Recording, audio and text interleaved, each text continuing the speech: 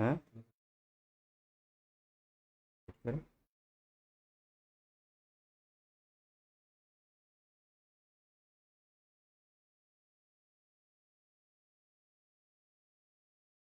Voice आ रही है?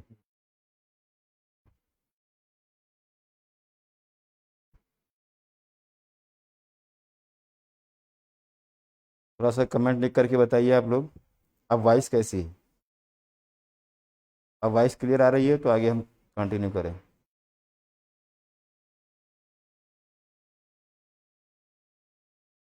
थोड़ा बता दें आप लोग।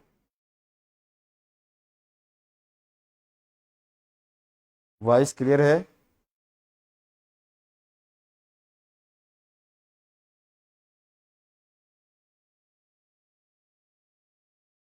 वॉइस क्लियर है? ओके। एक्चुअल में आप समझ सकते हैं, मैं लखनऊ से पहली बार लाइव हो रहा हूँ और टेक्निकल नॉलेज मुझे तो नहीं है। और यहाँ की टेक्निकल टीम थोड़ा चेंज हो गई। तो टेक्निकल टीम जब चेंज होती है तो उसमें इश्यूज आ जाता है, क्योंकि कहते हैं ना कि जिसका हाथ सेट हो जाता है एक बार वो सेट रहता है। तो इस कारण से ये दिक्कतें आ गई। तो इसलिए मैं चाहूँगा कि वो जो वीडियो है उसको डिलीट कर दी जाए एडमिन बंधुओं के द्वारा, और इस क्लास को अब यहीं से हम लोग कंटिन्यू करते हैं। थोड़ा सा विलम्ब जरूर हुआ है, लेकिन फिर भी अभी समय है अपने पास, पर्याप्त समय है, उसको हम लोग करेंगे। ठीक है। तो क्लाइमेटोलॉजी हम लोगों ने स्टार्ट किया था जब इलाहाबाद में थे। अब यहाँ पर हम लोग आ गए हैं। मैं तो यहाँ आया हूँ, आप लोग जहाँ हैं वहीं पर हैं। क्लाइमेटोलॉजी में क्या क्या पढ़ा गया था कुछ बताया हमें, मेरे ख्याल से थोड़ा सा स्टार्ट हुआ था, लेकिन हम आज पुनः उसको रिवाइज करेंगे, एकदम इस बेसिक से स्टार्ट करेंगे। और आप लोग अगर चाहें तो फिर से आप एक बार शेयर कर सकते हैं, कोई बहुत बुरी बात नहीं है, चीज़ें हो जाती हैं।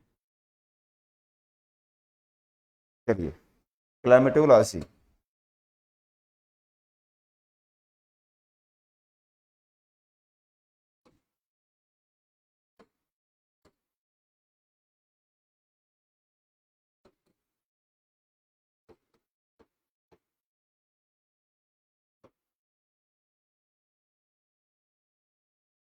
जलवायु विज्ञान। तो जलवायु विज्ञान क्या होता है, इस पर हम लोगों ने बातचीत किया था। हमने कहा था कि ये एक अक्षांशों का समूह होता है जहाँ पर विभिन्न मौसमी जो तत्व हैं या विभिन्न जो जलवायु तत्व हैं उसमें समानता पाई जाती है। और इसमें हमने 3 शब्दों की बात की थी। सबसे पहला जो शब्द था हमारा वो था वायुमंडल, एटमॉस्फेयर।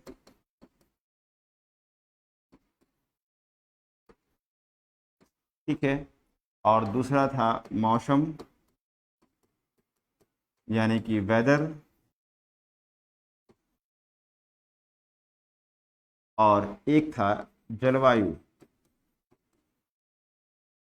क्लाइमेट। क्लाइमेट। 3 शब्दों को हम लोगों ने सीखने का प्रयास किया था और तीनों को हमने डिफाइन किया था, जिसमें से आप एकदम से रेडी हो जाइए, अपना नोटबुक निकालिए और हम जो बोल रहे हैं उसको ध्यान से आप सुनिए। जो वायुमंडल है, इस वायुमंडल के बारे में हमने कहा था कि वायुमंडल गैसों का समांगी मिश्रण है, यानी विभिन्न प्रकार की गैसें होती हैं, गैसों से मिलकर के वायु बनती है और वायु से बनता है वायुमंडल। तो हमने कहा कि वायुमंडल क्या है, तो गैसों के समांगी मिश्रण से निर्मित ऐसी परत जो गुरुत्वाकर्षण बल के प्रभाव में पृथ्वी के चारों ओर आबद्ध है, उसे हम वायुमंडल कहते हैं। और वायुमंडल के साथ हमने 2 शब्दों को बताया था कि आपको ध्यान रखना है, एक तो है टेम्परेचर यानी तापमान, और एक है ह्यूमिडिटी यानी आर्द्रता। ह्यूमिडिटी और तापमान का संबंध वायुमंडल से है। अर्थात अगर मैं आपसे कहूं कि आज वायुमंडल का तापमान इतना है, इसका मत आज तापमान इतना, इसका मतलब वायुमंडल गर्म हो रहा है। अगर वर्षा हो रही है तो वायुमंडल में ह्यूमिडिटी बढ़ रही है, तो तापमान और ह्यूमिडिटी का संबंध वायुमंडल से है। फिर वेदर में हमने क्या कहा कि मौसम जो होता है वो हमने कहा कि एक विशिष्ट क्षेत्र में या किसी विशिष्ट क्षेत्र में निश्चित समयावधि के लिए वायुमंडल में होने वाले परिवर्तन का संबंध मौसम से होता है। मतलब इसका क्या है, इसका मतलब यह है कि अगर हम कहें कि आज मौसम गर्म है, इसका मतलब हमारा वायुमंडल गर्म है। अगर मैं कहूं कि आज वर्षा वाला मौसम है, तो आप क्या कहेंगे, हमारा वायुमंडल आज आर्द्र है। यानी मौसम क्या है, वायुमंडल में परिवर्तन है। कहां पर, एक विशिष्ट क्षेत्र में निश्चित समयावधि के लिए होगा। अभी हम अंतर भी दोनों में करेंगे। वहीं पर हमने कहा कि जलवायु क्या है, तो जलवायु मौसम का दीर्घकालिक इफेक्ट है। लॉन्ग टर्म जो इफेक्ट होता है उसी को हम जलवायु कहते हैं। जैसे अगर हम आपसे कहें कि जो मौसम है, मौसम के कौन कौन से तत्व हैं, जैसे तापमान है, वर्षा है, आर्द्रता है, इन सभी घटकों को लेकर के हम 30-32 साल का एक मान निकालेंगे। यानी मौसम के 30-32 साल का जो एक औसत मान होता है उसी को हम क्या कहते हैं, जलवायु कहते हैं। यानी मौसम का दीर्घकालिक प्रभाव जो है वही जलवायु कहलाता है। तो इतना मोटे मोटे तौर पर हमने 3 शब्दों की बात की थी। फिर हमने वायुमंडल को स्टार्ट किया था और वायुमंडल में हमने कहा था कि वायुमंडल में हम लोग जो एटमॉस्फेयर है, इस एटमॉस्फेयर की परिभाषा जो कि हमने आपको नोट भी कराया था, डेफिनेशन, फिर इसकी उत्पत्ति,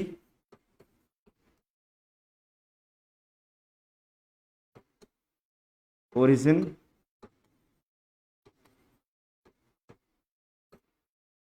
और फिर इस पे हम लोग को जानना होगा क्या, संगठन यानी कंपोजिशन,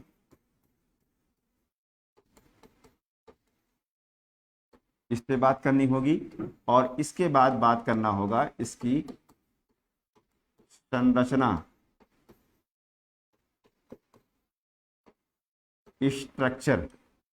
इतनी चीजों को पढ़ना है जिसमें आपने वायुमंडल की परिभाषा को सीखा। इसमें हमने कहा था कि गैसों का समांगी मिश्रण है जो गुरुत्वाकर्षण बल के प्रभाव में पृथ्वी के चारों ओर आबद्ध है। ठीक है, तापमान और आर्द्रता का संबंध इसके साथ है। ओके, अब आप देखिए इसकी उत्पत्ति के बारे में जो हमने बातें की थी उसमें 2 तरह के सिद्धांत हमने दिया था। एक सिद्धांत इसका था गैलेक्टिकल मोशन,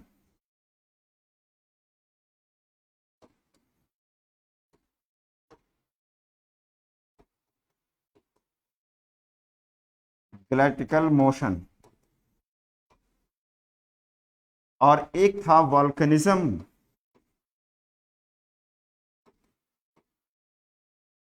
थियरी जो कि चैम्बरलिन की थी।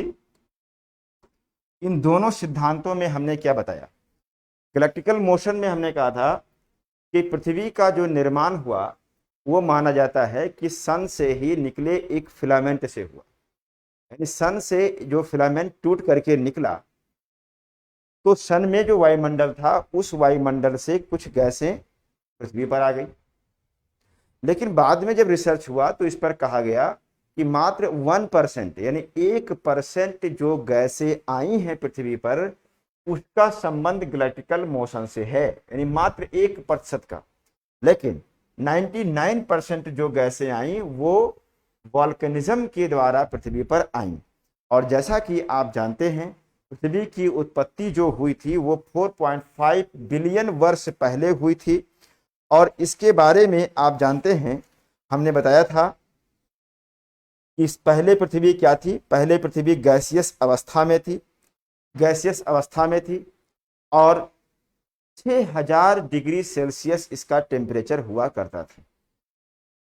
पृथ्वी क्या हुई, हमने कहा गैसियस अवस्था से प्लाज्मा अवस्था में पहुंची और प्लाज्मा अवस्था से फिर ये क्या हुआ, लिक्विड, और लिक्विड के बाद ठोस। यानी कि धीरे धीरे पृथ्वी गैस से ठोस की ओर गई और ऊपर की पूरी पपड़ी बन गई, यानी क्रस्ट का निर्माण हो गया।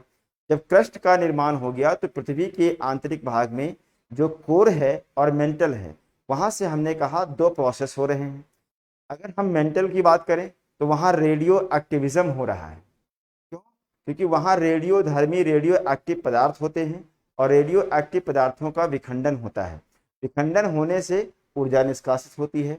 वहीं पर अगर आप कोर में देखें तो इंटरमॉलिक्यूलर एनर्जी, अंतर आणविक ऊर्जा का निष्कासन हो रहा है, यानी जो संलयन और विखंडन की क्रिया हो रही है उसके द्वारा भी ऊर्जा निकलती है। अब क्या होगा कि ये ऊर्जा जो रेडियो एक्टिविज्म और इंटरमॉलिक्यूलर एनर्जी से निकलती है, वह ऊर्जा बाहर की ओर निकलना चाहेगी, लेकिन पृथ्वी ऊपर से कैप्ड है, यानी पैक हो गई है, क्रस्ट का निर्माण हो गया है। जब क्रस्ट का निर्माण हो गया है तो क्या होगा कि पृथ्वी में बैलूनी इफेक्ट होगा, पृथ्वी फूलना शुरू करेगी और फूलने के बाद जगह जगह पर उसमें क्या होंगे, क्रैक्स डेवलप हो जाएंगे, बहुत सारे ज्वालामुखियों का निर्माण हो जाएगा, वल्केनो बन जाएंगे और पृथ्वी पर लाखों करोड़ों की संख्या में ज्वालामुखी क्रियाएं होना शुरू हुई। बहुत सारी दरारें पड़ गई, मैग्मा आकर के जम करके सील्ड बना दिया, कहीं पर शंकु बने हुए हैं। तो कहने का मतलब जो ज्वालामुखी क्रिया हो रही थी, इस एज को क्या कहा गया, द ग्रेट टेक्टोवल्केनो एज। और उस समय जब वल्कनिज्म की क्रिया हो रही थी तो सबसे पहले क्या आया, सबसे पहले हल्की गैसें आएंगी, यानी हीलियम आएगा, हाइड्रोजन आएगा, ये सब गैसों का निर्माण हुआ, ज्वालामुखी क्रिया से निष्कासन हुआ इनका। इसके बाद क्या हुआ, दूसरा वायुमंडल नाइट्रोजन का बना, नाइट्रोजन के बाद उसी में कार्बन डाइऑक्साइड और विभिन्न प्रकार की गैसों का निर्माण हुआ। तो ज्वालामुखी क्रिया के द्वारा विभिन्न गैसों का निष्कासन हुआ। और जैसे आप ऑक्सीजन को देखिए तो ऑक्सीजन का निर्माण कैसे हुआ, प्रकाश संश्लेषण से हुआ, क्योंकि जब जब ज्वालामुखी क्रिया हुई तो उसमें से जलवाष्प भी निकली और जलवाष्प कंडेंसेशन हो गया, संघनन हो गया, तो वर्षा हुई और पृथ्वी पर लाखों करोड़ों साल वर्षा होती रही, जिसको कहा गया the great deluge, the great deluge कहा गया। और पूरा जलमग्न हो गया, यहाँ पर प्रकाश संश्लेषण की क्रिया होना शुरू हुई, क्योंकि वृक्षों की उत्पत्ति हो गई, पेड़ पौधे आ गए, तो प्रकाश संश्लेषण हुआ और ऑक्सीजन गैस भी आ गया और लगातार ऑक्सीजन गैस में क्या हो रही है, वृद्धि होती जा रही है। ठीक है, तो प्रोसेस ऑफ डीगैसिंग के द्वारा आप देखेंगे गैसों का निर्माण हुआ। तो उत्पत्ति की बातें आप लोग समझ गए होंगे। अब अगर हम संगठन की बात करेंगे तो यहीं से हमारा आज की क्लास जो होगी वो संगठन से ही पढ़ना है हमें। तो चलिए एक चार्ट बनाते हैं, संगठन, कंपोजिशन। अब कंपोजिशन में कैसे कैसे करना है, ध्यान रखिए, जो हमारा वायुमंडल है केवल गैसों से नहीं बना हुआ है। हम कह देते हैं कि गैसों का समांगी मिश्रण है, लेकिन केवल गैसों से नहीं बना है, इसमें और भी बहुत सारी चीजें हैं। जैसे देखिए, एक तो है इसमें गैस, और क्या है इसमें, सॉलिड यानी ठोस भी है, इसमें वायुमंडल में हमारे ठोस कण भी हैं और लिक्विड भी है, यानी कि तरल। यानी वायुमंडल हमारा जो बना है वो गैसों से, ठोस से और तरल से, तीनों तत्वों से मिल करके बना है, यानी तीनों पदार्थों से मिल करके बना है। तो वायुमंडल में सिर्फ गैसें नहीं हैं, इसमें ठोस कण भी हैं, इसमें तरल कण भी हैं, या आप कह सकते हैं लिक्विड फॉर्म में भी कुछ चीजें पाई जाती हैं। तो आप जैसे बना रहे हैं इसको बनाते हुए चलना है आपको, ठीक है, बनाते हुए चलना है। इसमें देखिए,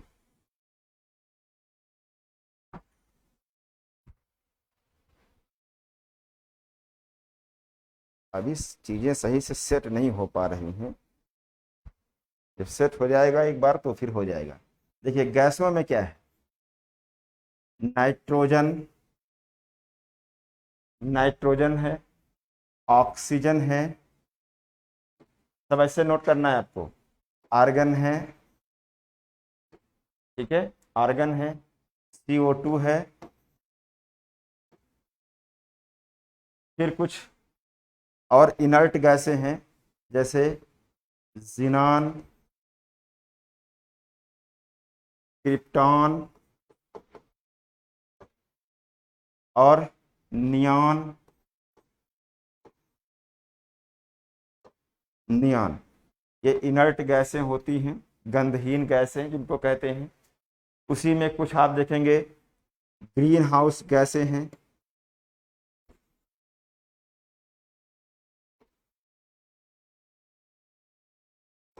ग्रीन हाउस गैसेस। और ग्रीन हाउस गैसों में देखिए कौन कौन सी गैसेस।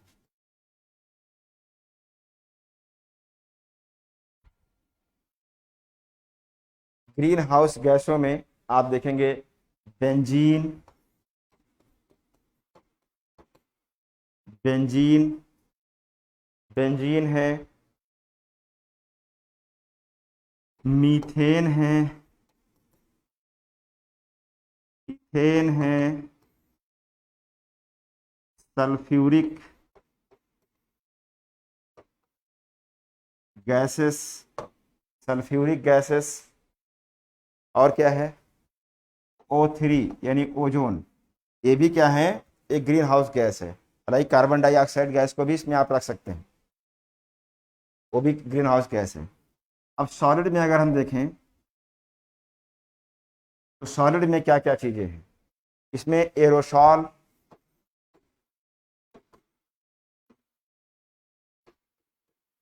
ठीक है, और क्या है, डस्ट पार्टिकल,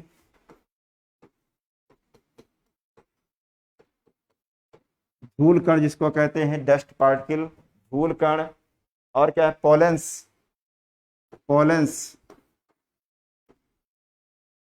इसको कहते हैं हिंदी में पराग कण, पराग कण।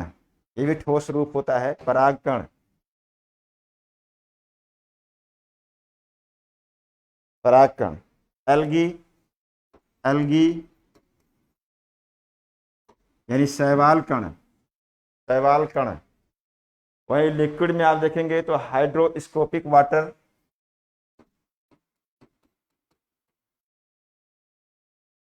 Hygroscopic water, hygroscopic water. हिमकण, आइस क्रिस्टल,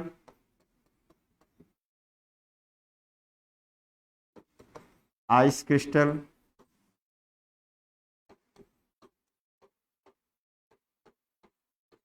हिमकण, आइस प्लेट्स,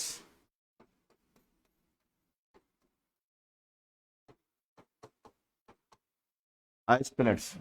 इसको उतारो, इसको उतारो तो फिर आगे बढ़े।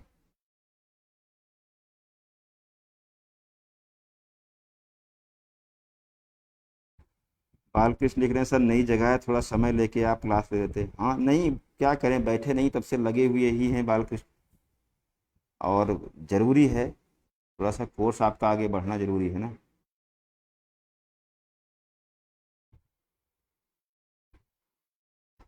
इसको नोट कर लीजिए आप लोग।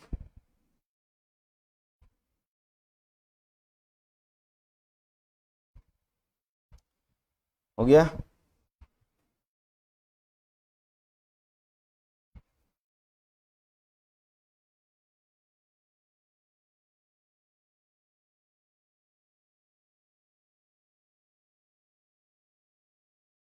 डन, वेरी गुड, बहुत बढ़िया।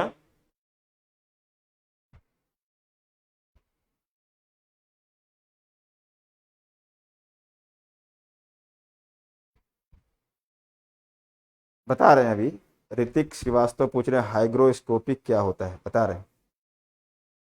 ये लिस्ट बन गई, ये लिस्ट बना लीजिएगा और इसको ऐसे याद रखिएगा, कभी लिखने को आएगा तो ये काम भी आएगा।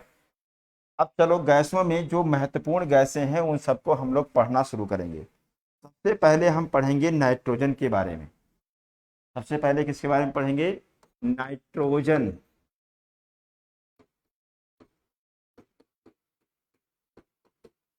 नाइट्रोजन अब इस नाइट्रोजन के बारे में जानिए कि इसका क्या क्या रोल है, ध्यान दीजिएगा।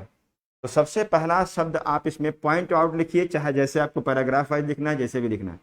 पहली बात तो यह एक फिलर गैस है, फिलर गैस है।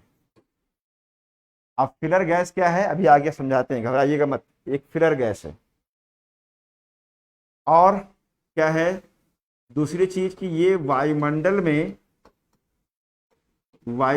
में अक्रिय है, एक्टिव नहीं है। वायुमंडल में ये एक्टिव नहीं होती है, वायुमंडल में अक्रिय गैस है। अगला पॉइंट वाइज लिखेंगे तो याद रहेगा।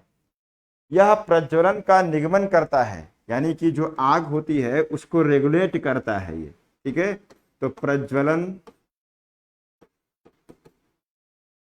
का नियमन करता है,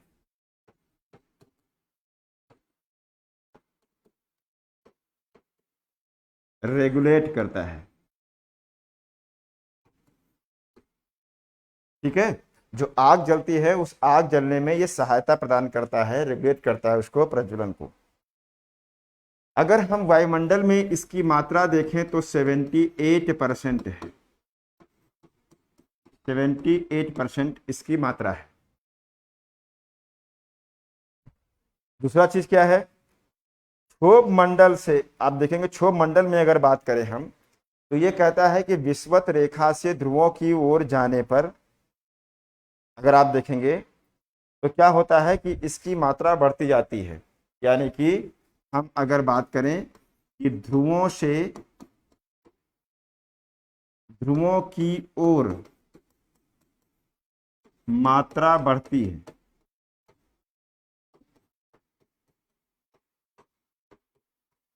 ध्रुवों की ओर मात्रा बढ़ती है। तो इसका मतलब क्या है कि नाइट्रोजन गैस सबसे अधिक कहां पर है, तो सबसे अधिक इक्वेटर पर है, और सबसे कम कहां है तो पोल पर है। अब इसको समझते हैं ध्यान से। देखिए, मान लिया ये हमने कहा नॉर्थ पोल है, और ये हमने कहा साउथ पोल है, और ये इक्वेटर है, ये विषुवत रेखा है। अगर हम कहें कि विषुवत रेखा से ध्रुवों की ओर जाएं, विषुवत रेखा से ध्रुवों की ओर जाएं, तो सर्वाधिक नाइट्रोजन कहाँ होता है, विषुवत रेखा पर सर्वाधिक, और सबसे कम कहाँ होता है ध्रुवों पर, सबसे कम। यानी न्यूनतम मात्रा कहाँ होती है, ध्रुवों पर होती है। या आप इधर भी कर सकते हैं, सबसे कम। अब ऐसा क्यों है, इसके पीछे कारण है। इसके पीछे कारण यह है, हमने जो पहला शब्द लिखा है कि नाइट्रोजन एक फिलर गैस है, भरने वाली, जगह को घेरने वाली गैस है।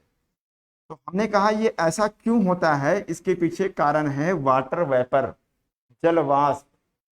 जलवाष्प जो होती है सबसे अधिक होती है कहाँ, विषुवत रेखा पर। अगर हम इसको जलवाष्प ले लें,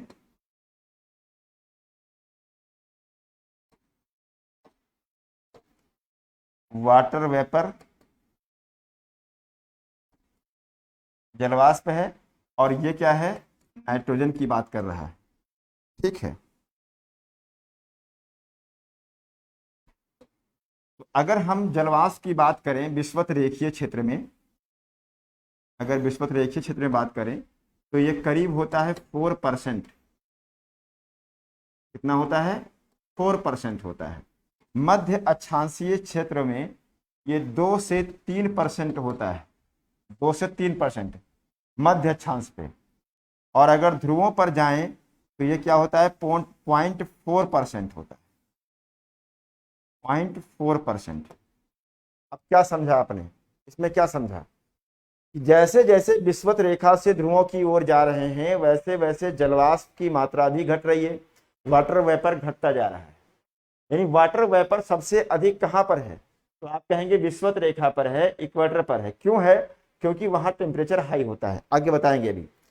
जबकि ध्रुवों पर अगर जाएंगे तो टेम्परेचर न्यूनतम हो जाने के कारण वाटर वेपर भी वायुमंडल में घट जाएगा। तो जो वायुमंडल घटेगा, सॉरी ये तो गड़बड़ लिख दिया हमने, यहाँ पर तो ये गड़बड़ कर दिया हमने, नाइट्रोजन को तो उल्टा कर दिया हमने। ठीक है, चलो। तो जब वाटर वेपर यहाँ पर 4% है, मध्य अक्षांशीय क्षेत्र में 2 से 3% है, और ध्रुवीय क्षेत्र में क्या है, वाटर वेपर 0.4% है।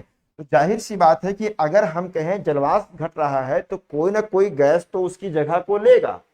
तो वो जगह की जो प्रतिपूर्ति होगी या क्षतिपूर्ति होगी, जो इसकी मात्रा घट रही जलवाष्प की, उसकी प्रतिपूर्ति होगी नाइट्रोजन गैस के द्वारा। अर्थात हम कहेंगे यहां पर नाइट्रोजन जो होगा वो सबसे कम होगा, सबसे कम होगा, और यहां पर सर्वाधिक हो जाएगा। ये किसकी बात हो रही है? नाइट्रोजन की बात हो रही है। तो नाइट्रोजन इधर की ओर जाने पर क्या होता है, बढ़ता है, और जलवाष्प इधर की ओर जाने पर क्या होता है, घटता है। क्या समझे? हमने कहा कि नाइट्रोजन एक फिलर गैस है, और चूंकि हमने कहा था कि जब समांगी मिश्रण तभी होगा जब हमारा वायुमंडल वाटर वेपर के विहीन हो, यानी वाटर वेपर को अगर निकाल दें वायुमंडल में से तब तो सारी गैसें बराबर होंगी। लेकिन अगर इसमें जलवाष्प डाल देंगे तो सभी गैसों का बराबर अनुपात नहीं होगा, अलग अलग अनुपात हो जाएगा। जैसे आप देखो, हमने कहा कि जब वाटर वेपर इसमें आया, विषुवत रेखीय क्षेत्र में हाई टेम्परेचर होने के कारण 4% के आसपास वाटर वेपर है। तो जब वाटर वेपर अधिक है तो नाइट्रोजन कम दिखाई देगा।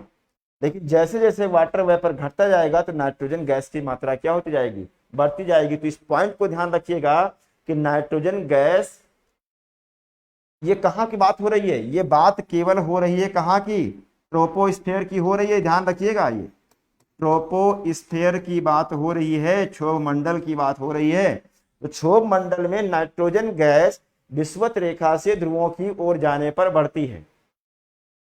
क्यों? क्योंकि जलवाष्प की मात्रा घटती है, और जलवाष्प जो घटेगा उसी को फिल कर देगा कौन, नाइट्रोजन।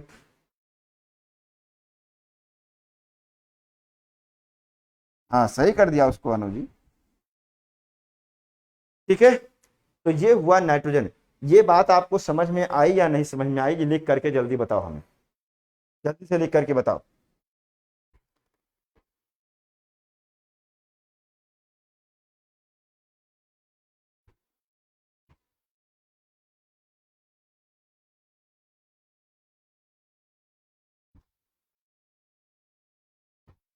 डिजर्ट में भी जलवाष्प होता है, ऐसा थोड़ी जलवाष्प नहीं होता है।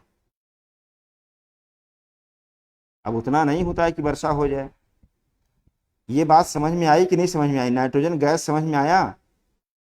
इससे डिटेल में और इतना क्लियर कोई बताएगा नहीं, ध्यान रखिएगा। रिपीट कर दीजिए एक बार। ठीक है, रिपीट कर दे रहे हैं। हमने क्या कहा, नाइट्रोजन एक फिलर गैस है। फिलर गैस क्यों है वहां बताया हमने। वायुमंडल में ये अक्रिय होती है, प्रज्वलन का नियमन करती है, रेगुलेट करती है आग को। 78% इसकी मात्रा है। ध्रुवों की ओर मात्रा इसकी क्या होती है, बढ़ती जाती है। क्यों बढ़ती है? हमने कहा कि अगर जलवाष्प विषुवत रेखीय क्षेत्र में अधिक है तो नाइट्रोजन गैस कम होगी, और अगर हम कहें कि विषुवत रेखा से ध्रुवों की ओर जाने पर जलवाष्प की मात्रा घटती जा रही है, तो जो मात्रा घट रही है जलवाष्प की, उस मात्रा को फिल करेगा कौन, नाइट्रोजन। इसलिए विषुवत रेखा से ध्रुवों की ओर जाने पर नाइट्रोजन की मात्रा बढ़ती चली जाती है। तो सर्वाधिक नाइट्रोजन की मात्रा क्षोभ मंडल में ध्रुवों पर पाई जाएगी।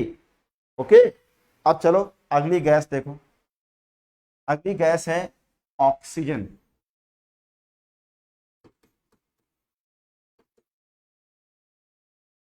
ऑक्सीजन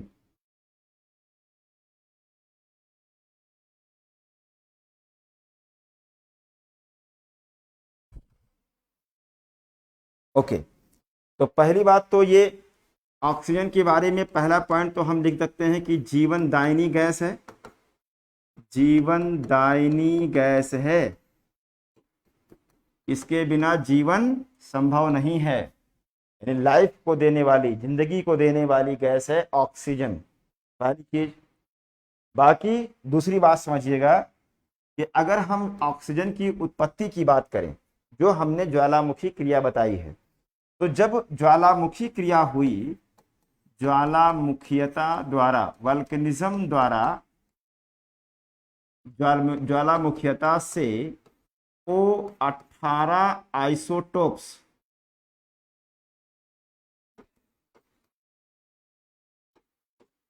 निकले। क्या निकला? O18 आइसोटोप, यानी ऑक्सीजन आइसोटोप्स निकले, लेकिन बहुत कम मात्रा में ये निकला। अगर हम कहें कि ऑक्सीजन मुख्यतः कहां से आया, तो मुख्यतः मेनली आप देखेंगे तो ये आया प्रकाश संश्लेषण के द्वारा। प्रकाश संश्लेषण द्वारा उत्पत्ति हुई। हालांकि ज्वालामुखीयता के समय वो 18 आइसोटोप्स निकले थे, लेकिन मुख्यतः इसकी उत्पत्ति हम देखेंगे प्रकाश संश्लेषण के द्वारा। और लगातार इस गैस की उत्पत्ति होती जा रही है। लगातार आप देखेंगे कि वृक्षों के माध्यम से यह प्रकाश संश्लेषण की जो क्रिया होती है, उससे ऑक्सीजन का निर्माण होता जा रहा है। इसलिए हम कह सकते हैं कि यह एक नवीनतम गैस है।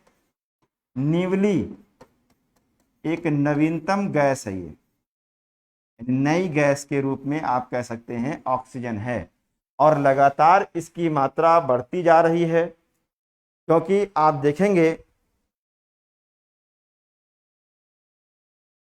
इसकी मात्रा बढ़ती जा रही है। अच्छा, दूसरा एक पॉइंट और लिख लीजिए, एक पॉइंट ये लिख लीजिए, ये जो गैस है ये प्रज्वलन में सहायक है। यानी ऑक्सीजन के बिना आग नहीं जल सकती, ऑक्सीजन गैस की जरूरत पड़ेगी तभी आग जलेगी। यानी प्रज्वलन में, आग जलाने में इस गैस की उपयोगिता होती है। और क्या होती है? श्वसन क्रिया में उपयोगिता। यानी हम ऑक्सीजन को लेते हैं और कार्बन डाइऑक्साइड गैस को श्वसन में हम लोग छोड़ते हैं, तो ये श्वसन क्रिया में उपयोगिता इसकी है। ठीक है, तो ये ऑक्सीजन गैस हुआ। इसमें कहीं कोई दिक्कत हो तो आप लोग हमें बताइए। Oxygen clear. अगर मात्रा इसकी लिखनी हो तो मात्रा लिख दीजिए। मात्रा इसकी वायुमंडल में इसकी जो क्वांटिटी मिलेगी वो 21% मिलेगी। 21% है ऑक्सीजन।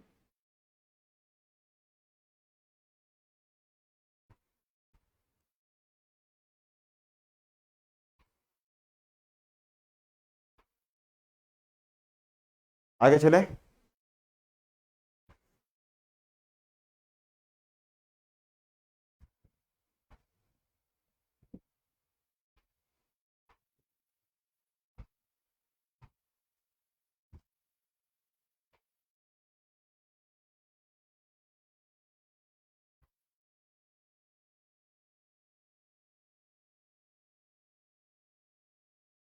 ओके, आर्गन को देखिए। आर्गन लिख लीजिए। आर्गन में क्या लिखना है? यह एक अक्रिय गैस है। पहला पॉइंट लिखिए, अक्रिय गैस है। पहला पॉइंट अक्रिय गैस है। अगर हम वायुमंडल में मात्रा इसकी देखेंगे, इसकी क्वांटिटी देखेंगे तो 0.9%, 0.9% है इसकी मात्रा। क्या करेंगे? इसका प्रयोग जो है उद्योगों प्लस बल्ब आदि में उपयोग,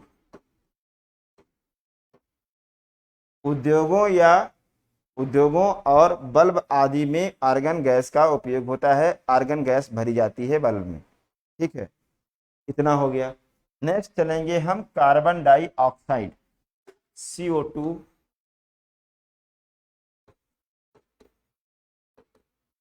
कार्बन डाइऑक्साइड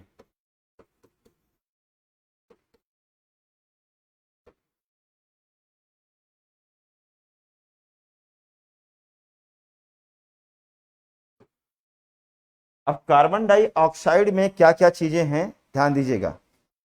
पहली बात तो यह एक ग्रीन हाउस गैस है।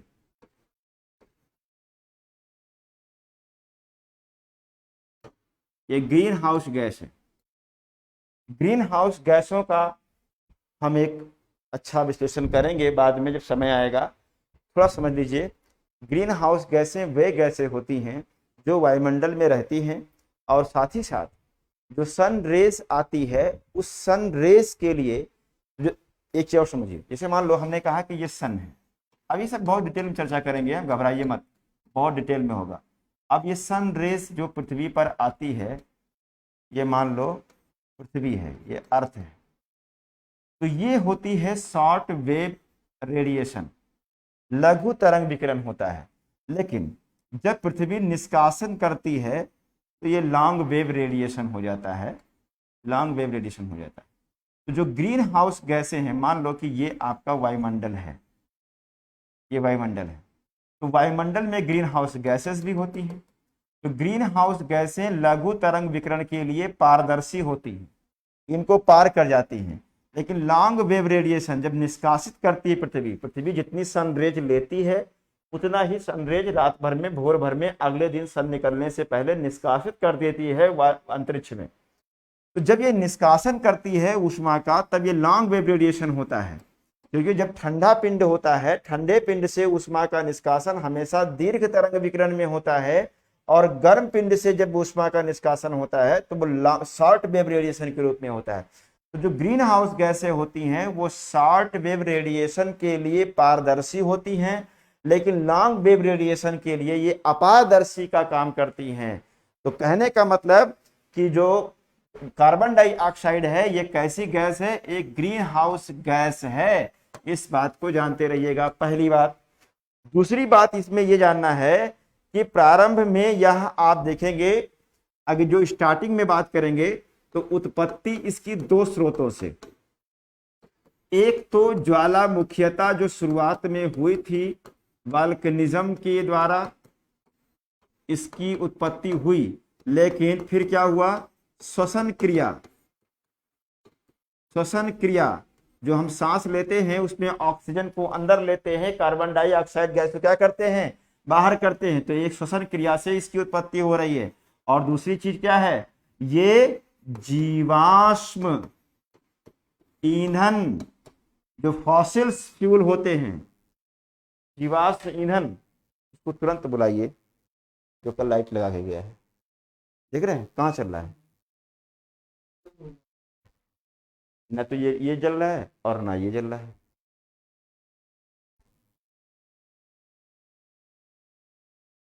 एंड नहीं करना, एंड क्यों करेंगे? बात सही रही है।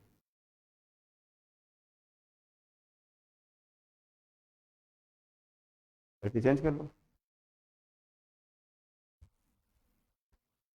लखनऊ में भी लाइट कट रही है।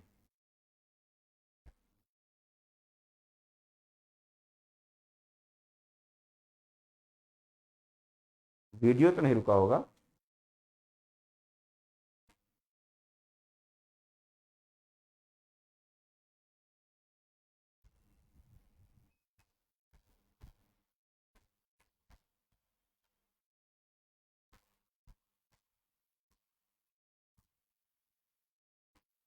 चलो, वॉइस तो आ रही है ना?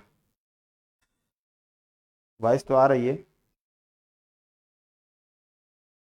यहाँ बहुत लाइट कटती है। मैंने देखा कि ठीक ठाक एरिया में हूँ मैं, लेकिन इलाहाबाद की तुलना में ज़्यादा कटती है लाइट यहाँ। मुस्कुराइए, आप लखनऊ में हैं।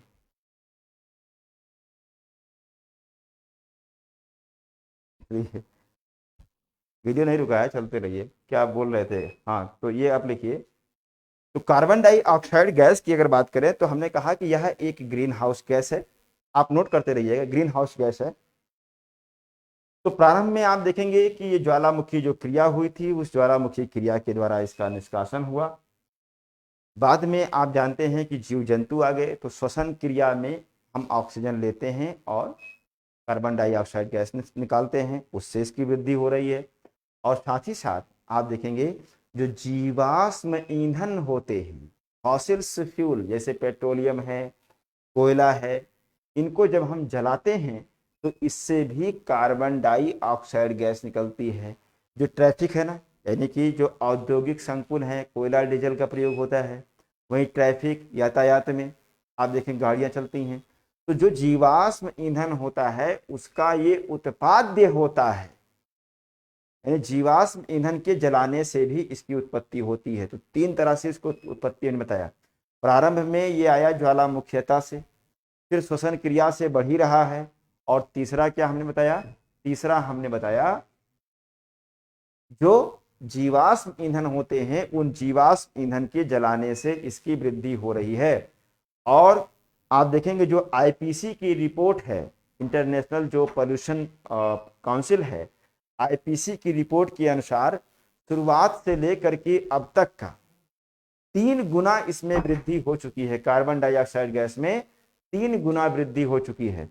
और अगर हम इसकी मात्रा की बात करें तो वायुमंडल में इसकी मात्रा कितनी है, 0.003% है। कहीं कहीं 4 भी आ रहा है, 3/4 करके लिख लीजिएगा कि 0.003/4% के आसपास ये वायुमंडल में पाई जाती है। क्लियर हुआ। अब देखेंगे इनर्ट गैस, इसमें कुछ तो आ रहा होगा किसी में, इसको लगा दो उसी से, लेकिन नहीं लग पाएगा। इसमें आ रहा है कि नहीं आ रहा?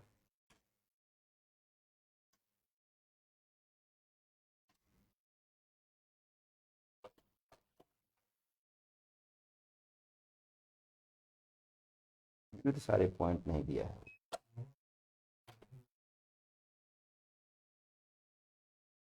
नहीं होगा। देखो वहाँ इन्वर्टर तो नहीं ऑफ है।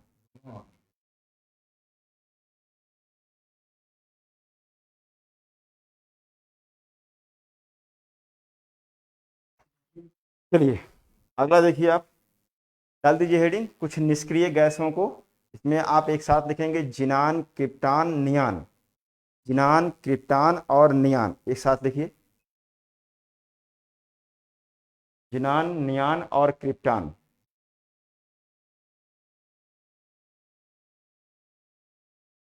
तो जो ये जिनान, नियान, क्रिप्टान जो गैस हैं, इनके बारे में जानिए कि ये निष्क्रिय गैस इनको कहा जाता है, इनर्ट गैस है। और ये अति सूक्ष्म मात्रा में, अति सूक्ष्म, बहुत ही कम मात्रा में, अति सूक्ष्म मात्रा में ये वायुमंडल में मौजूद रहती है। अति सूक्ष्म मात्रा में,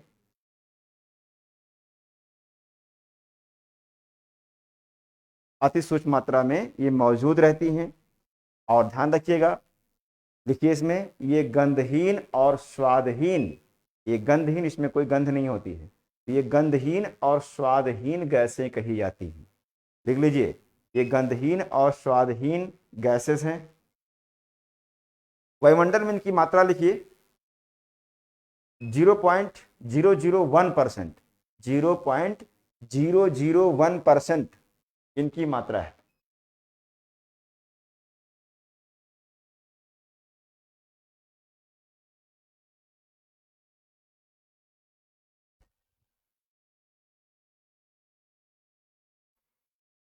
चलो आ गई। अच्छी बात यह है कि यहाँ जल्दी आ भी जाती है।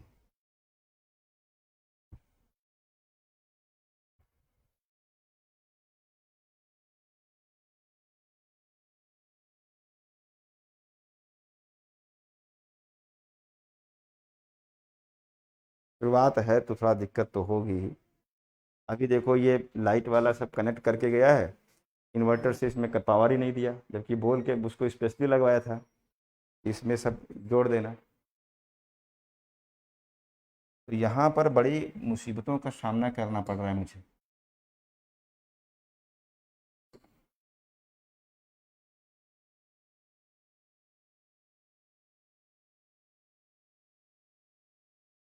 चलो, जलवाष्प, अगली गैस जलवाष्प लिखो। Heading water vapour, water vapour, जलवाष्प, जलवाष्प।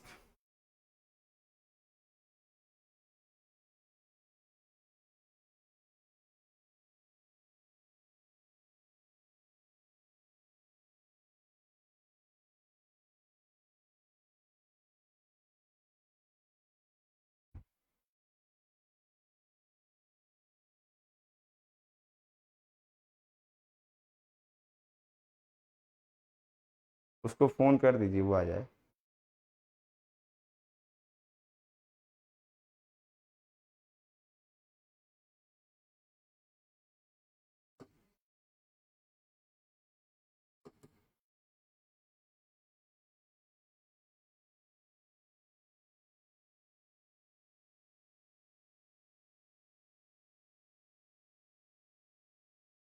ठीक है, चलो। अब अगली गैस जो हम देखेंगे वो होगी जलवाष्प।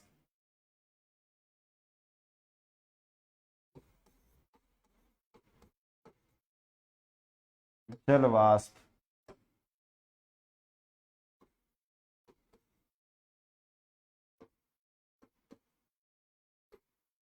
Water vapour. इस गैस के बारे में जानना है आपको, ऐसे पॉइंट वाइज लिखना है, इससे याद भी रहेगा, लिखना पड़े अगर मेंस में तो आप लिख भी सकते हैं। पहली चीज तो यह वायुमंडल में एक परिवर्तनशील गैस है, परिवर्तनशील गैस है। और गैसें परिवर्तनशील नहीं होती हैं, लेकिन जलवाष्प जो होती है ये परिवर्तनशील गैस है। कभी ज़्यादा कभी कम, कहीं ज़्यादा तो कहीं कम, यानी स्थानिक और कालिक परिवर्तन इसमें दिखाई देता है। यानी वायुमंडल में यह एक परिवर्तनशील गैस है, जबकि अन्य गैसों की मात्रा क्या होती है, लगभग नियत होती है। और आप ध्यान दीजिएगा कि जलवाष्प लंबवत एवं क्षैतिज वितरण मौसमी दशाओं का निर्धारक होता है। बात को समझिएगा, जो जलवाष्प है इसमें हमने कहा कि यह लंबवत एवं क्षैतिज,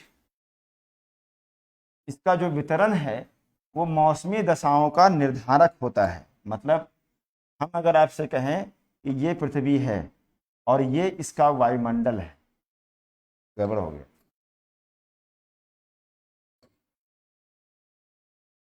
ये मान लो इसका वायुमंडल है, तो अगर हम कहें कि ये ऐसे वर्टिकल देखें हम, ये लंबवत है, और ऐसे अगर हम कहें, ऐसे कहें तो ये क्या है, ये हॉरिजॉन्टल है, क्षैतिज है। तो इस वायुमंडल में आप देखेंगे जलवाष्प होती है।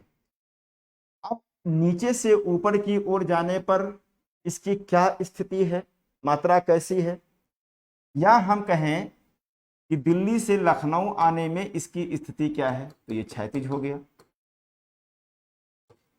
ठीक है, और ये वर्टिकल हो गया। तो कहने का मतलब ये है कि क्या स्थिति इसकी वर्टिकल है, मात्रा कैसी है, और क्षैतिज इसकी मात्रा कैसी है, ये सारी बातें डिपेंड, ये निर्धारित करती हैं किसको, मौसम को, कि वेदर कैसा होगा। जैसे सपोज दैट हम कहें कि इस एरिया में जो जलवाष्प है या आर्द्रता है बहुत ज़्यादा हो गई, तो बहुत ज़्यादा हो गई तो जाहिर सी बात है ये आर्द्र क्षेत्र हो जाएगा, यहाँ वर्षा क्या होगी, अधिक होगी, यानी यहाँ मौसम कैसा होगा, वर्षा वाला हो जाएगा। मान लो यहाँ पर जलवाष्प हमने कहा बहुत ही कम है, न्यूनतम है, तो ये मौसम ड्राई हो जाएगा, शुष्क हो जाएगा। बात समझ रहे हैं? यानी कि जलवाष्प का जो वर्टिकल और जो हॉरिजॉन्टल डिस्ट्रीब्यूशन होता है ये मौसम को निर्धारित करता है। तो ध्यान रखिएगा, एक पॉइंट इसमें लिखिए कि जलवाष्प का लंबवत एवं क्षैतिज वितरण मौसम का निर्धारक होता है, निर्धारक होता है। कैसा मौसम होता है, कैसा मौसम होगा, ये कहीं ना कहीं से निर्धारण करता है। और क्या है, और इसका यह है कि विषुवत रेखा से ध्रुवों की ओर जाने पर इसकी मात्रा भी परिवर्तित होती है। अब ध्यान समझिएगा, अगर मैं आपसे कहूं कि ये विषुवत रेखा है, ये विषुवत रेखा है, ये मध्य अक्षांश है और ये उच्च अक्षांश है, यानी कि ये विषुवत रेखा मान लो।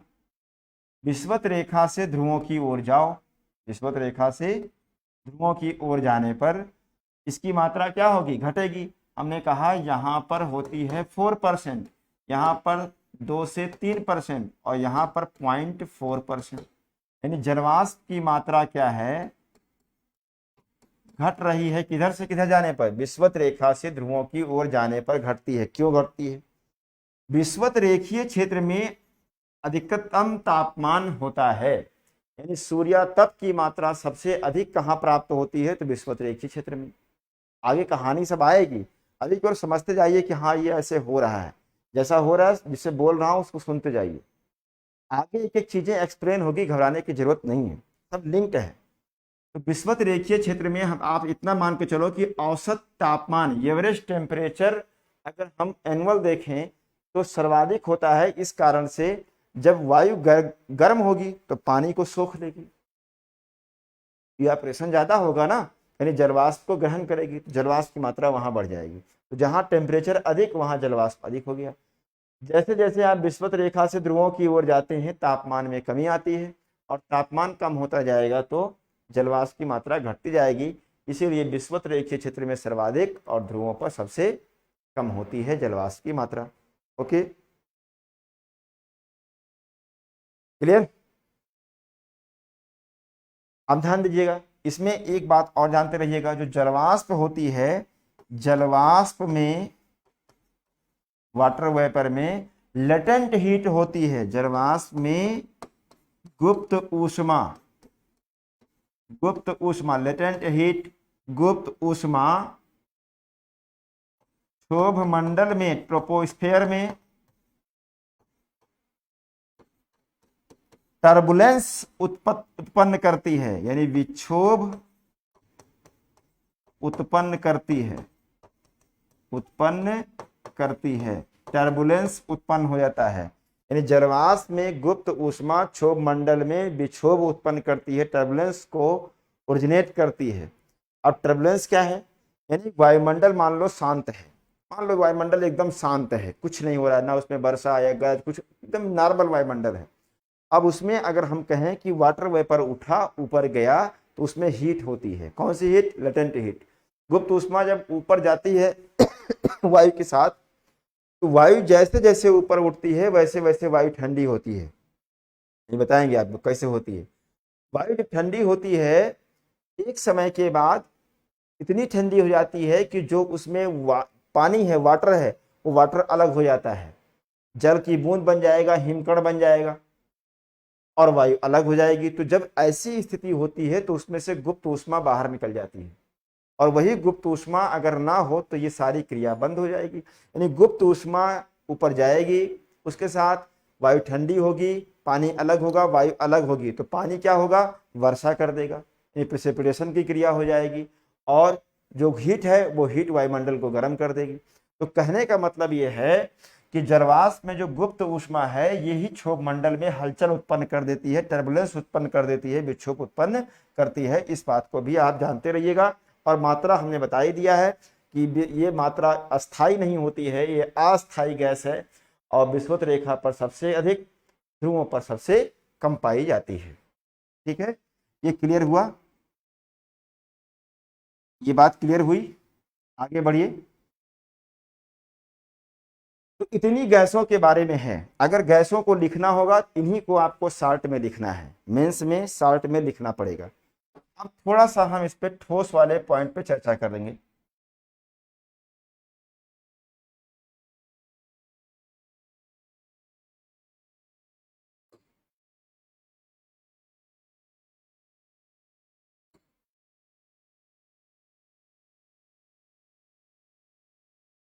अब इसमें जो सॉलिड कण है उसकी बात करते हैं।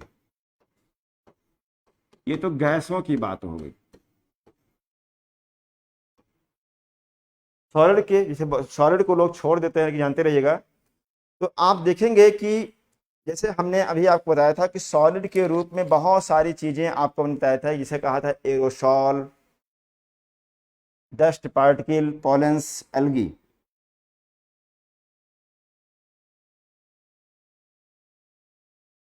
सर डिजर्ट एरिया में भी टेम्परेचर ज़्यादा होता है तो वाटर वेपर कम क्यों होता है? उसके बहुत सारे कारण हैं। विकास जी थोड़ा धैर्य रखेंगे, अगर हम उसमें घुसेंगे तो फिर बहुत लंबी चर्चा हो जाएगी और हम लोग भटक जाएंगे। थोड़ा धैर्य बना के रखिए, हम क्लाइमेटोलॉजी पूरा पढ़ाने वाले हैं, कहीं जाने वाले नहीं हैं। ठीक है, वो सब समझ में आएगा। उसके डिजर्ट का एक कारण नहीं होता है, कोई ज़रूरी नहीं है कि जहाँ पर हाईएस्ट टेम्परेचर हो वहाँ पर वर्षा हो ही जाए। वर्षा का संबंध टेम्परेचर से डायरेक्टली नहीं है, वर्षा का संबंध आर्द्रता से है, वायु के आरोहण से है, हाइड्रोस्कोपिक न्यूक्लियाई से है। ओके, तो वो सब चीज़ें हम बताएंगे, आप घबराइए मत। तो सॉलिड में हमने जो बताया है, जैसे हमने कहा एरोसॉल, डस्ट पार्टिकल, पोलेंस और एल्गी, तो ये सब कहाँ से आता है इसमें बताने की जरूरत नहीं है। अगर मैं कहूँ एरोसॉल, तो जो धूल कण, जो धुआं होता है, जैसे ज्वालामुखी विस्फोट हुआ, अब ज्वालामुखी विस्फोट के साथ बहुत सारे महीन कण ठोस रूप में निकल करके चले जाते हैं ऊपर, वायुमंडल में मौजूद रहते हैं छोटे छोटे कण, 11 माइक्रोन से भी कम होते हैं, 11 माइक्रोन से भी इनका साइज क्या होता है, छोटा होता है एरोसॉल का। ज्वालामुखी से ऊपर पहुंच गया। इसी प्रकार से अगर हम कहें डस्ट पार्टिकल, बहुत सारे धूल कण भी वायुमंडल में मौजूद रहते हैं। कभी आप घर में रोशनी, सन रेस अगर आ रही हो घर में किसी सुराख से या होल से, तो उसमें देखिए धूल कण चमकते रहते हैं सर, तो धूल कण भी रहते हैं उसमें।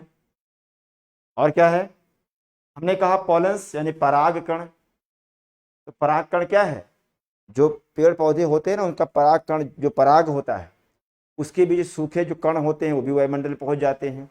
एल्गी यानी शैवाल, शैवाल के कण सूख करके कहाँ पहुंच जाते हैं, ऊपर। तो ये सब जो है ये ठोस के रूप में वायुमंडल में मौजूद रहते हैं। तो इसमें आप देखिएगा ध्यान से, क्या क्या चीज जानना है। तो चूंकि ये वायुमंडल में इनका जो आकार होता है, आकार वो 11 माइक्रोन से कम होता है, माइक्रोन से कम, लेस देन 11 माइक्रोन, ठीक सॉलिड। लेकिन ध्यान रखिएगा, हम इसको कह सकते हैं कि ये वायुमंडल में एक प्रकार से विलंबित दशा में रहता है, यानी एब्सेंस रूप में रहता है, वो आपको दिखाई नहीं देगा। जैसे अगर आप अपने आसपास देखिए, ऊपर से नीचे देखिए तो लगता है कि आपको दिख नहीं रहा है कुछ, आपको धूल कण दिखाई नहीं देगा। हाँ, कभी कभी दिखाई पड़ता है, जब सन रेज आती है कमरे के अंदर बैठे हुए तो दिख रहा होगा कि हाँ उस पर चमक रहा है, लेकिन ऐसे नॉर्मली ये एब्सेंस रूप में दिखाई देता है, दिखता आपको नहीं है, तो विलंबित दशा में रहता है। लेकिन इसका बहुत ही रोल है वायुमंडल में, जो ठोस कण होते हैं इनका बहुत ही बड़ा रोल है, क्योंकि ये जो है हाइग्रोस्कोपिक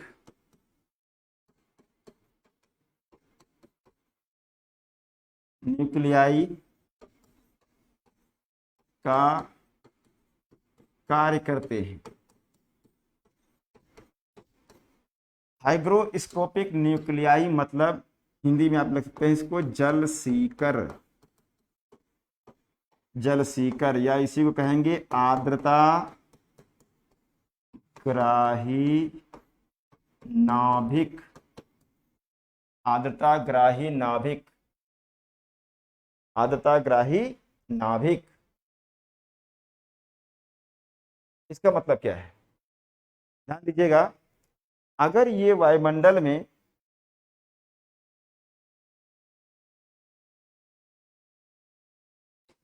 बिल्कुल जितने प्रश्न आपके मन में आ रहे हैं वो सारे प्रश्नों का जवाब हम देंगे, और हो सकता है कि समय के साथ साथ आपको जवाब मांगने की जरूरत नहीं पड़ेगी, क्योंकि जो प्रश्न आपके मन में आ रहे हैं वो हमारे मन में भी उठते थे या उठ रहे होंगे।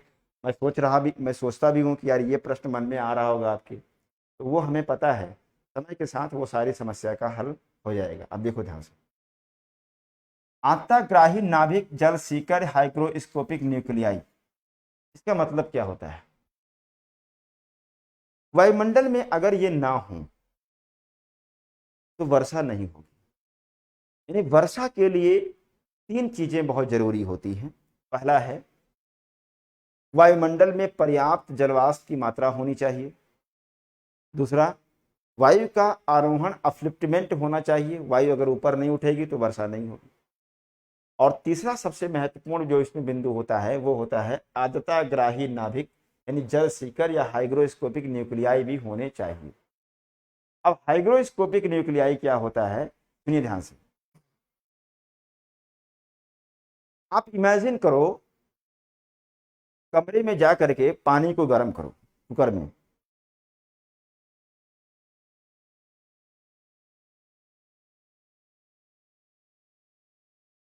इसलिए चतुर्वेदी, तो इसमें बहस क्यों कर रहे हैं, आपस में आप लोग लड़ेंगे। आप प्रश्न जो है, ठीक है बालकृष्ण ने कह दिया तो कोई बात नहीं है, उसमें आप कितना ईगो आप लोग क्यों ले रहे हैं। बातें तो हमने क्लियर कर दिया ना, परेशान मत होइए, सब चीज़ें अपने आप समय से। अब अगर आपको ये समझ लगता है कि हम आज ही क्लाइमेटोलॉजी 30 दिन की क्लास को आज ही हम सारा वर्षा करा दें, सारा हो जाएगा, वो संभव नहीं है। तो वही तो बात कही जा रही है कि ये बैठे रहिए शांति से, आप पढ़ते जाइए, जो पढ़ाया जा रहा है उसको पढ़ते जाइए, सब समस्या आपकी हल हो जाएगी। इससे बढ़िया थोड़ी आपको कोई पढ़ाने वाला मिल जाएगा। आप लोग इतना इगोइस्ट है ना कि आपस में झगड़ा करने लगते हैं। चलो कोई बात नहीं, होता है। तो हाइग्रोस्कोपिक न्यूक्लियाई को समझिएगा। जैसे मान लो कि आप एक कुकर लीजिए, कुकर में पानी को गर्म कीजिए, और एक कुकर ना लीजिए, 2 कुकर लीजिए, 2 कुकर लीजिए और उसमें पानी गर्म कर दीजिए। एक कुकर को कमरे के अंदर रखिए और एक कमरे से बाहर खुले आसमान के नीचे रख दीजिए, और दोनों की जो सीटी है उसको निकाल दीजिए। दोनों की सीटी क्या करिए, निकाल दीजिए। दोनों की सीटी निकालेंगे तो क्या होगा, जो कमरे में रखा है आपने कुकर, उसमें से जलवाष्प निकलेगी, भाप निकलेगा और जा करके छत से टकराएगा। छत से क्या होगा, वो टकराएगा, और जो खुले आसमान में आप रखेंगे वो निकल करके पता नहीं कहाँ चला जाएगा, वो तो आपको दिखाई नहीं देगा। छत से टकराएगा तो फिर क्या दिखेगा, वहां पर वो कंडेंसेशन होना शुरू होगा और जल की बूंद टप टप नीचे टपकना शुरू कर देंगी। यानी कि छत जो है अगर ना होती तो क्या ये बूंदें गिरती, वर्षा होती, नहीं होती। तो छत ने क्या किया, एक न्यूक्लियाई का काम किया, एक नाभिक का काम किया। यानी जो ह्यूमिडिटी थी उसी को उसने क्या कर लिया, खींच लिया अपनी तरफ, और उसको क्या कर दिया, सोख करके संघनन की क्रिया कर दिया, कंडेंसेशन हो गया। यानी कि अगर हम कहें कि वायु ऊपर उठ रही है, जब तक कोई एक छत नुमा लेयर नहीं मिलेगी, आताग्राही नाभिक नहीं मिलेगा, तब तक वो जो नम जलवाष्प है वो कहां पर संघनन होगा, नहीं होगा। अगर ये आताग्राही नाभिक वायुमंडल में ना हो, ये ठोस कण ना हो, तो जितनी भी चाहे कितनी भी गैस, जितनी भी वायु ठंडी हो जाए भाई। जैसे देखो यहां से अगर हम कहें ये सतह है, अब यहां से वायु का ये अवरोहण आरोहण हो रहा है, ऊपर उठ रही वायु, तो ऊपर जब वायु जाती है तो वायु ठंडी होती है, तापमान इसका घटने लगता है। और जब ये गर्म थी, मान लो यहाँ पर हम कहें कि ये 30 डिग्री सेल्सियस है, और यहाँ से इसने जल को क्या कर लिया, ये जल को इसने ऑब्जर्व कर लिया और अपने साथ जल को लेकर के ऊपर गया। लेकिन ऊपर जब चला गया, मान लो यहाँ 0 डिग्री सेंटीग्रेड तापमान हो गया, या मान लो 2 डिग्री सेंटीग्रेड तापमान हो गया यहाँ पर, क्योंकि ऊपर जाने पर तापमान घटता है। तो जब वायु गर्म थी तो पानी को सोख लिया, जल को ले लिया, लेकिन जब ऊपर गई तो वायु ठंडी हो गई, तो अब जल को तो वो रोक नहीं पाएगी अपने पास, तो जल को बाहर निकालने की कोशिश करेगी। लेकिन तब निकलेगा जल जब इस पर कोई लेयर हो, कोई परत हो, एक छतनुमा नाभिक का कोई कार्य करने वाली ठोस परत हो, तब उसी से चिपक करके जलवाष्प क्या कर जाएगी, जलवाष्प क्या होगी, संघनन की क्रिया होगी, और जो वायु है उसमें से जल निकल जाएगा बाहर, जो भाप के रूप में था, जो जलवाष्प के रूप में था, वो बाहर निकल जाएगा, और निकल करके क्या होगा, वो बूंदे बन जाएगा और वर्षा कर देगा। तो मैं क्या कह रहा हूं, अगर ये लेयर ना हो, अगर ये धूल कणों की लेयर ना बने, आताग्राही नाभिक ना हो, तो वायुमंडल में जो ये जलवाष्प जा रही है, वायु जो जा रही है, ये सुपर कूल गैस बन जाएगी। क्या बन जाएगी, सुपर कूल गैस बन जाएगी, और -40 डिग्री सेंटीग्रेड पर भी ये घूमती रहेगी, वर्षा नहीं होगा, वर्षा नहीं हो सकती। -40 डिग्री सेंटीग्रेड तक ये घूमती रहेगी, उसी में एक सुपर कूल गैस की तरह घूमती रहेगी, लेकिन वर्षा नहीं होगी। जबकि वर्षा आप जानते हैं, जैसे ही 2-3 डिग्री सेल्सियस तापमान होता है, वर्षा होने लगती है। तो इसका मतलब हमारा यह है कि आताग्राही नाभिक का बहुत बड़ा रोल होगा। अगर ये नहीं होगा तो किसके सहारे जाकर के वायु कंडेंसेशन करेगी। सुपर कूल गैस बन जाएगी, ठीक है, लेकिन संघनित नहीं होगी, कंडेंसेशन नहीं होगा तो वर्षा नहीं होगी। तो सॉलिड का यही रोल है। क्लियर हुआ सॉलिड। अब देखें, अगर हम लिक्विड की बात करें, तरल की बात करें, तो तरल में जानते रहिएगा, जनरली लोग जानते हैं कि धूल कण होता है, धूल कण होता है, गैस होता है, लेकिन आप एक बात और जानिएगा, यहां पर जल कण भी होते हैं। इसमें क्या होते हैं? जल कण भी होते हैं। आप ध्यान रखिएगा, इसमें कोई मैं नई बात नहीं बता रहा हूं। आप तो कह सकते हैं कि सर जल तो रहेगा ही, जल अगर नहीं होगा तो वर्षा कैसे होगी? तो वर्षा वाला जल, चाहे वो आइस के रूप में गिरे और चाहे जल की बूंद के रूप में गिरे, उस जल की बात मैं नहीं कर रहा हूं। मैं उस जल की बात कर रहा हूं जो एब्सेंस है, जिससे वर्षा का कोई लेना देना नहीं है। इनको हम क्या कहेंगे? जल कण कहेंगे। ये जल कण के रूप में है, ये वर्षा वाला जल नहीं है, वो तो जल है ही है, वो दूसरी चीज हो गया। ये जो वायुमंडल में हमेशा मौजूद रहता है, जिसमें हम कहेंगे जल कण, हिमकण, आइस पैलेट्स, इनका आकार बहुत ही सूक्ष्म होता है। इनका आकार बहुत ही सूक्ष्म होता है, 11 से लेकर के 600 माइक्रोन तक इनका अति सूक्ष्म आकार होता है। और ये वर्षा के लिए निलंबित होते हैं, वर्षा के लिए निलंबित यानी एब्सेंस होते हैं, निलंबित होते हैं, वर्षा के लिए निलंबित होते हैं, इनसे वर्षा नहीं होते हैं। तो कुल मिलाकर के हम कह सकते हैं कि कुछ मात्रा में हाइग्रोस्कोपिक वाटर, जलकण, हिमकण, आइस पैलेट्स, ये सब पड़े रहते हैं, जिनका वर्षा से संबंध नहीं है, और तरल के रूप में भी वायुमंडल होता है। तो ये दोस्तों हमने जो बताया आपको, ये हमने क्या बताया? ये हमने बताया आपको वायुमंडल का संगठन, गैसेस, सॉलिड और लिक्विड। ये बात क्लियर हुई या नहीं हुई? लिख करके हमें बताओ, लिख करके बताओ हमें, क्लियर हुआ?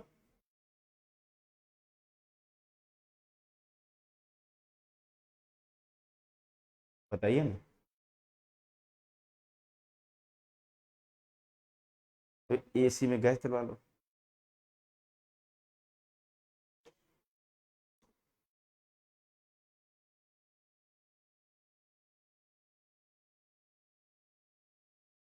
100% क्लियर हो गया। तो एक प्रश्न लिखो, इस पे क्वेश्चन लिखो, एक क्वेश्चन लिखो आप, एक क्वेश्चन लिखो, ऐसे थोड़ी क्लियर हो गया। एक क्वेश्चन लिखो और भेजो मेरे टेलीग्राम पे। टेलीग्राम का मतलब ग्रुप में नहीं है, टेलीग्राम ग्रुप में हम भी जुड़े हैं, तो हमारे पर्सनल भेज देना, हम देख लेंगे। हमको पर्सनली भेज देना, हम देख लेंगे। क्वेश्चन लिखो, हिंदी में बोल रहे हैं। वायुमंडल से आप क्या समझते हैं? वायुमंडल से आप क्या समझते हैं? What is atmosphere?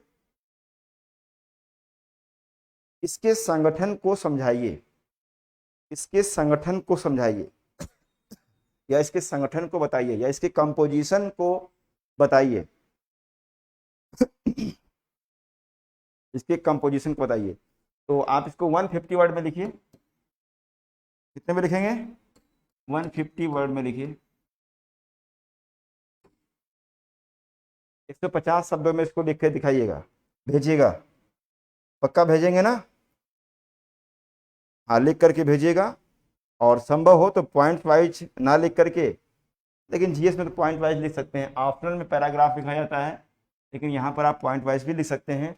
लेकिन तीनों का अलग अलग, गैसेस, सॉलिड, तरल, तीनों का कंपोजिशन आप लिख करके बताइए। चलिए नेक्स्ट।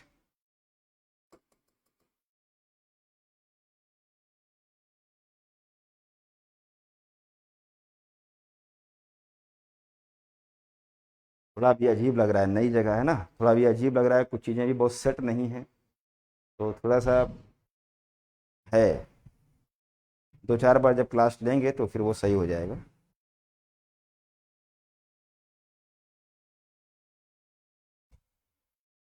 ऑब्जेक्टिव क्वेश्चन, एक ऑब्जेक्टिव क्वेश्चन लिख लो।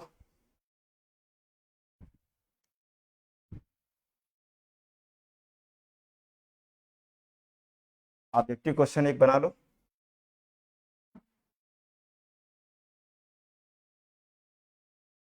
Oxygen argon, carbon dioxide, carbon dioxide, और क्या लिख दें, नाइट्रोजन। ठीक है।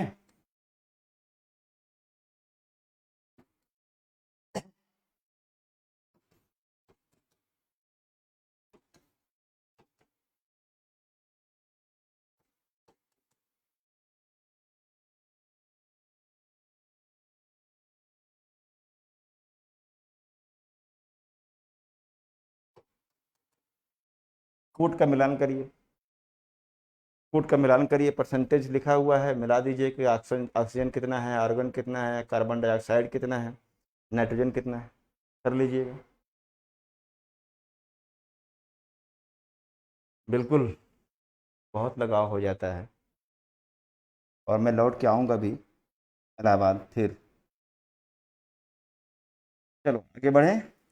वायुमंडल की संरचना, हेडिंग डालो, वायुमंडल की संरचना।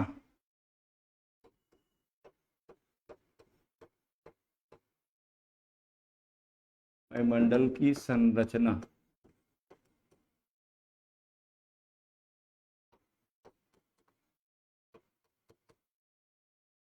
स्ट्रक्चर ऑफ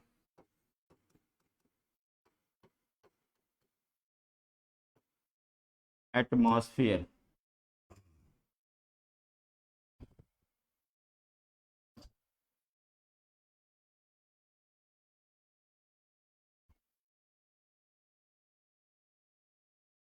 तो सबसे पहले आप एक चित्र बना लो, एक डायग्राम ड्रा कर लो, ज़्यादा अच्छा रहेगा।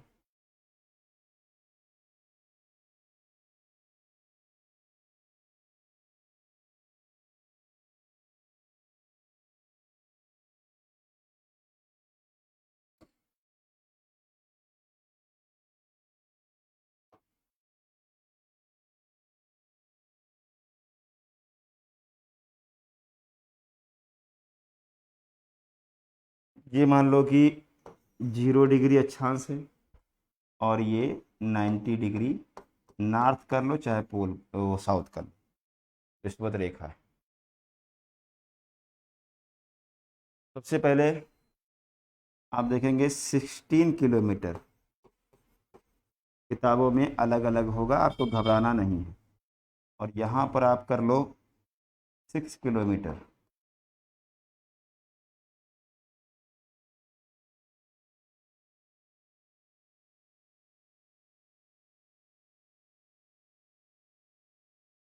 ठीक है।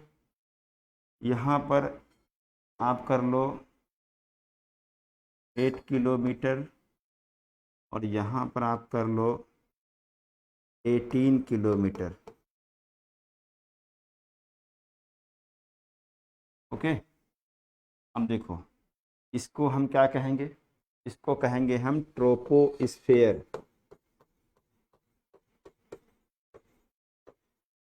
क्षोभ मंडल, क्षोभ मंडल। ये जो बनाया हमने ये हो जाएगा ट्रोपोपाज,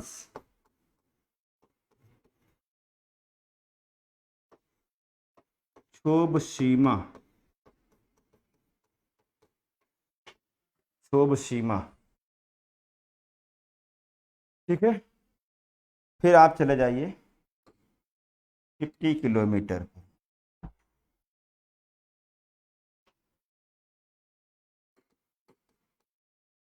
50 किलोमीटर। ठीक है। और यहाँ पर आप देखेंगे इस मंडल को हम क्या कहते हैं, तो कहते हैं समताप मंडल, स्ट्रेटो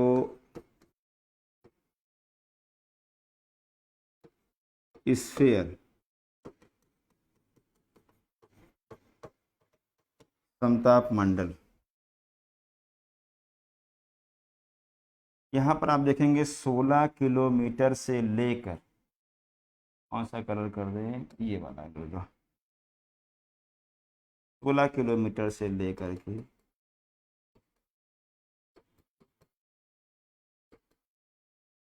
32 किलोमीटर तक, मुख्यतः समताप मंडल में ही। इसको कहते हैं ओजोनो स्फेयर।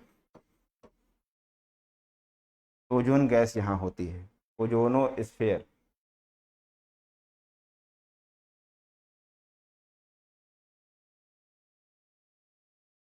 अट्ठासी किलोमीटर तक जाइए।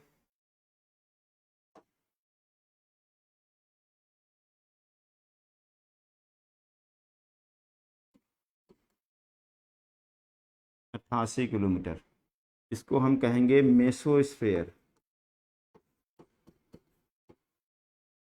मध्यमंडल। मध्यमंडल 88 से 90 तक, ये 90 किलोमीटर है। इसको कहते हैं मेसोपास।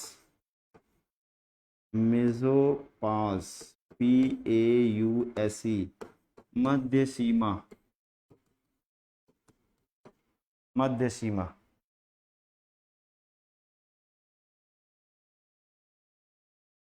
फिर जाइए 620 किलोमीटर तक। 620 किलोमीटर, इसको कहेंगे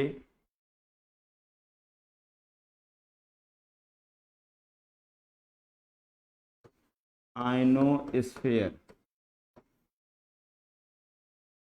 आयन मंडल।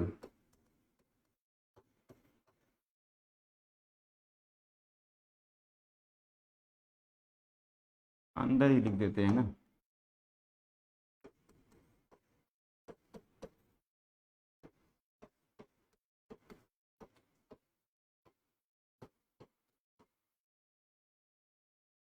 ठीक है, 3200 किलोमीटर तक। 3200 किलोमीटर तक, इसको लिखते हैं एक्सोस्फेयर, बहिर्मंडल।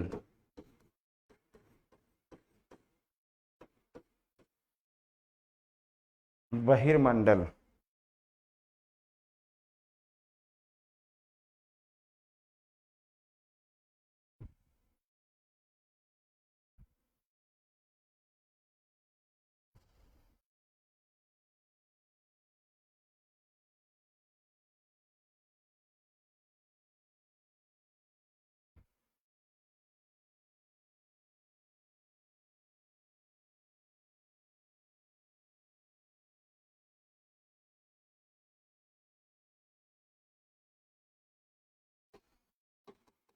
ई लेयर और एफ लेयर,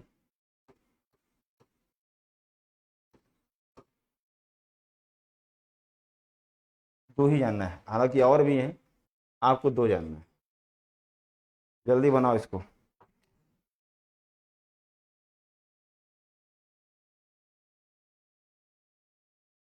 बन जाए तो बताओ हमें।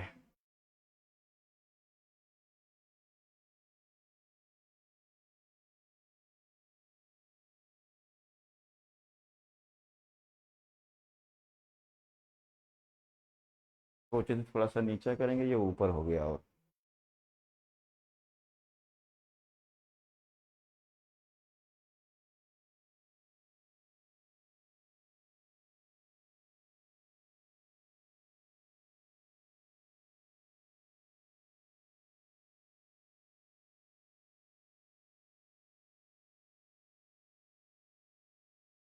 कोई बात नहीं, नीरज पाल जानबूझ करके किया है। जो चीज़ें हम मिस कर रहे हैं वो जानबूझ से कर देते हैं, उसमें घबराने की ज़रूरत नहीं है।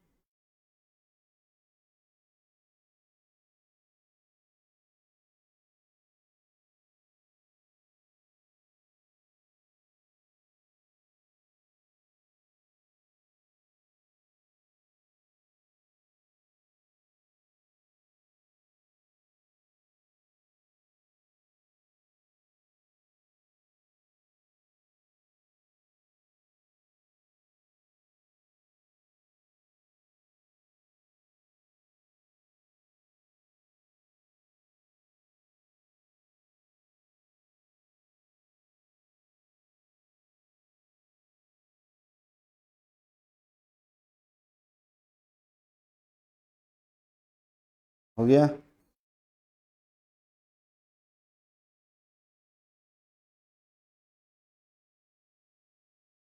हो गया, लेकिन एक्सप्लेन नहीं करेंगे कि हमारे टेक्नीशियन जो हैं लाइट वाले ये सब आ गए हैं, सबको बुला लिया गया है, तो इसको सही कराने लोग बैठे हैं काफ़ी देर से बैठे हैं। इसको करवाना ज़रूरी है, इसको करवा लेते हैं।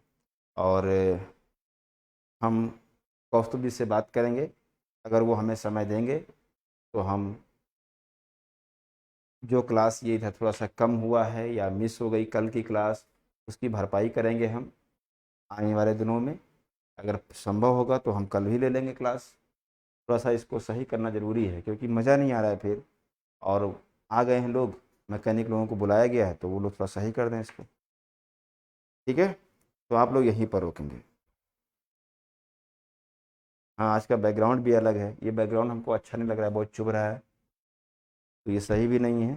थोड़ा सा इसको सही करते हैं, फिर हम क्लास कंटिन्यू करेंगे। घबराइए मत, कहीं ना कहीं हम भरपाई इसकी करेंगे। और देखो, एक चीज़ बता दें आपको बहुत स्पष्ट शब्दों में, अगर आप मुझसे पढ़ रहे हैं तो ठीक है, और सब लोग भी मेहनत कर रहे हैं, सब लोग पढ़ा रहे हैं, सबके अपने टारगेट्स हैं, लेकिन मेरा